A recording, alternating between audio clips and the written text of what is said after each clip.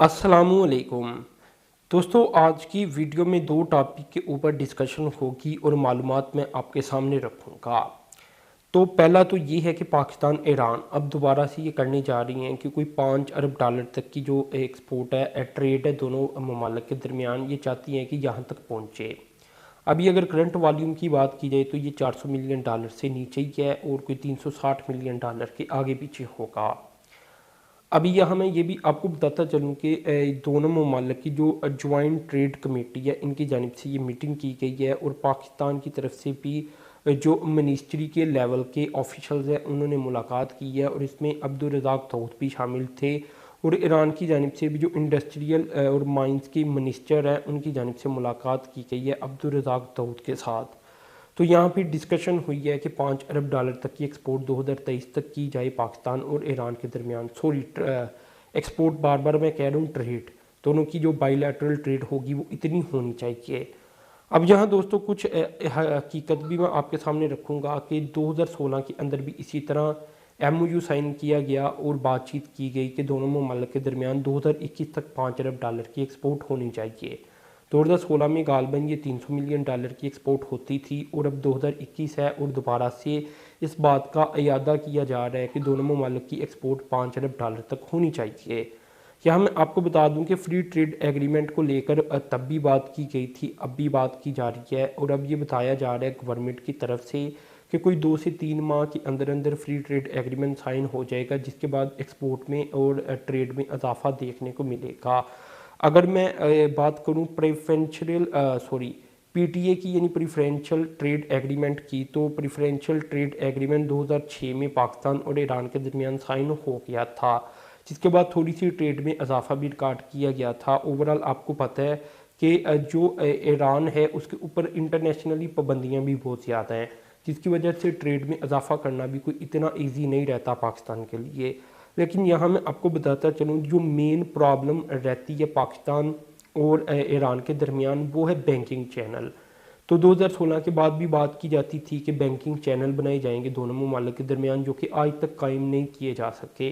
बहुत महदूद किस्म के बैंकिंग चैनल मौजूद हैं, अगर होंगे भी तो कॉमनली बैंकिंग चैनल जिस तरह हम UK के साथ कर सकती हैं, यूरोप के साथ कर सकती हैं, अमेरिका के साथ कर सकती हैं, हम सऊदी अरब UAE किसी भी कंट्री के साथ ट्रेड कर सकती हैं और बैंकिंग चैनल बहुत सारे मौजूद हैं।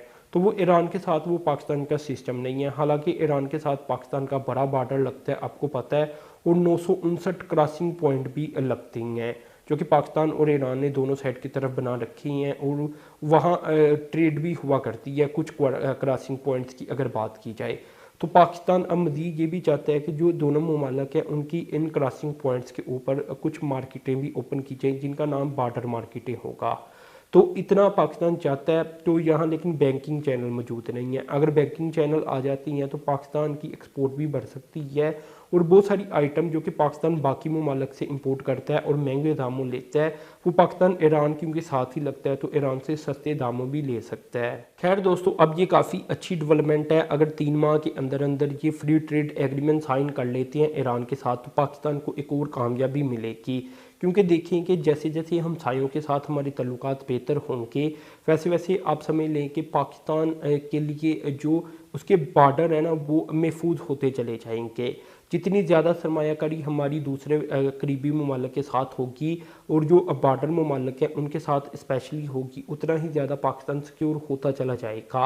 अभी आपको पता है कि जितने भी मंसूबे थे इंडिया के ईरान के अंदर वो तकरीबन नाकाम हो चुकी हैं और ग्वादर पोर्ट इमर्ज होती चली जा रही है। वहाँ तरक्की काम बड़ी तेज़ी से करवाई जा रही हैं और ईरान भी अब CPEC का तकरीबन हिस्सा बन ही चुका है, क्योंकि जो चाइना है वो वहाँ भी बड़ी इन्वेस्टमेंट करने जा रहा है। तो इस तरह जब तल्लुकात मज़ीद बेहतर होते चले जाती हैं, जो इकानमी रिलेशन होता है उसकी वजह से, अब अगर चाइना का रिलेशन बन चुका है ईरान के साथ तो इसके पीछे रीज़न तो इकनॉमिक है, तो उसका फ़ायदा पाकिस्तान भी उठाने जा रहा है। लेकिन पाकिस्तान को भी चाहिए कि अपने ईरान के साथ, अफ़गानिस्तान के साथ, इन तमाम कंट्रीज़ के साथ जो इकनॉमिक रिलेशन है इसे मजबूत किया जाए।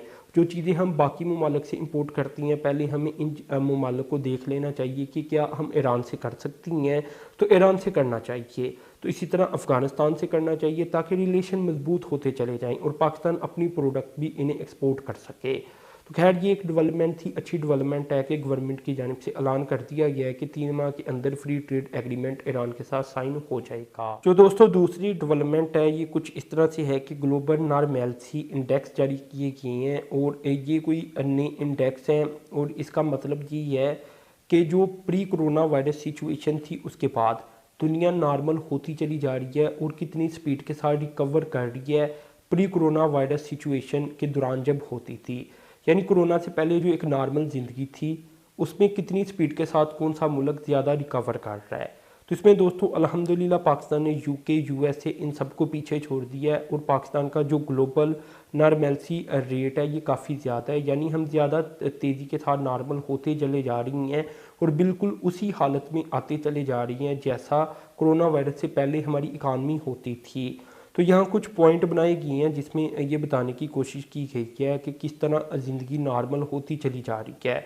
तो 3 कैटेगरीज बनाई गई हैं। पहली कैटेगरीज में ट्रांसपोर्ट और ट्रैवल से रखा गया है और आगे इसके 3 पॉइंट बनाए गए हैं, जैसा कि पब्लिक ट्रांसपोर्ट बिग सिटीज़ के अंदर वो अब दोबारा से कितनी शुरू हो चुकी है।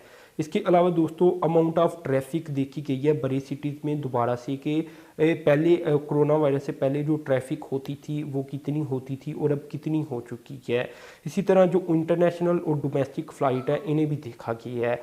जो दूसरी कैटेगरी है इसमें रिक्रिएशन एंड इंटरटेनमेंट है।